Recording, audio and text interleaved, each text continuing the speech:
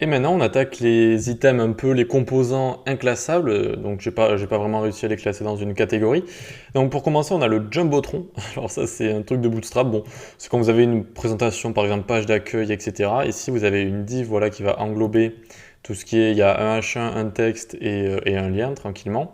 Et vous avez juste à mettre Jumbotron, hop, et vous voyez que ça va se transformer ça va le styliser légèrement, c'est plutôt sympa. Voilà, c'est une fonctionnalité de Bootstrap, c'est assez intéressant, donc on peut inspecter pour voir ce que ça a rajouté.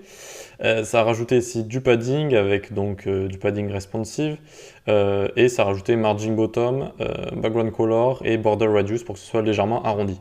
Donc voilà, rien de très fou, mais c'est assez sympa. Et puis c'est vrai que quand on voit Jumbotron sur la documentation de Bootstrap, on se demande un peu ce que c'est un peu un mot du futur, mais voilà, c'est juste, ça va améliorer un petit peu du contenu comme ça, d'accord? C'est une sorte de super carte si vous voulez. Ensuite en dessous, donc on aura des alertes. Alors les alertes, on peut les utiliser quand on utilise des frameworks comme React, Angular, Meteor, etc. ou avec JavaScript. En fait, regardez, hop, on va aller ici donc dans une div avec en dessous, il y aura juste du texte, et on va mettre par exemple alerte primary. Et donc ça va nous donner un petit pop-up comme ça. Enfin, on peut le faire pop-up avec JavaScript.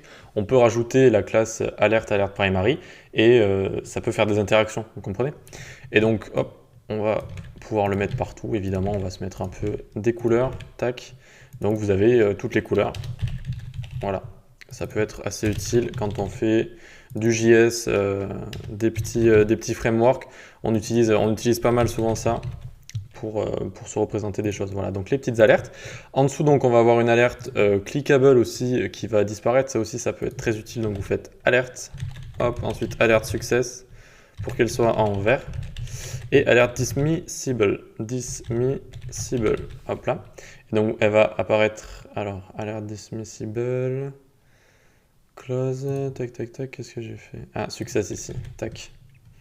Ok, donc là vous avez l'alerte qui est ici verte et vous pouvez la fermer tout simplement.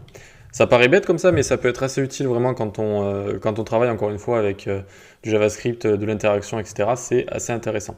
Donc voilà pour faire disparaître une alerte. Et enfin, on va avoir les barres de progression. Alors ça, on en a vu, j'en vois plus trop, mais sur les CV d'à peu près tout le monde en général, il y avait ces barres de progression. Oui, alors PHP 60% et tout. Bon, voilà, c'est assez intéressant, même si elles ont été pas mal usées, je trouve.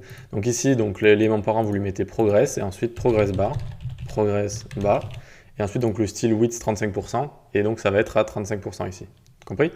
Ensuite, là, on va avoir pareil, progress bar. Sauf que cette fois, lui, on lui a mis 35% là. Vous voyez, donc il va avoir écrit 35% au milieu, ce qui peut être assez sympa également. Ensuite, on va voir ici progress. Hop, progress bar, BG success. Tac. Et donc lui, on lui a mis à 55% et on l'a mis en vert. Ensuite, donc, on va pouvoir faire des barres stripped comme ça. Donc, c'est quand elles ont des rayures. Donc, progress. Et ici, on va lui mettre progress, hop, progress bar, BG danger, donc c'est déjà, et on va lui mettre progress bar stripped. Progress bar stripped. Hop. Et donc là, ça va mettre des petites rayures de zèbre comme ça. Et on peut faire la même chose pour l'animer. Donc vous faites progress, encore une fois, pour faire une progress bar à l'élément parent.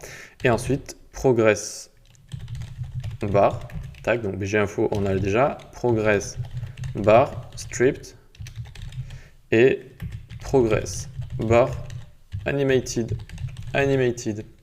tac, et normalement si j'ai pas fait d'erreur, vous voyez que les petites rayures vont bouger.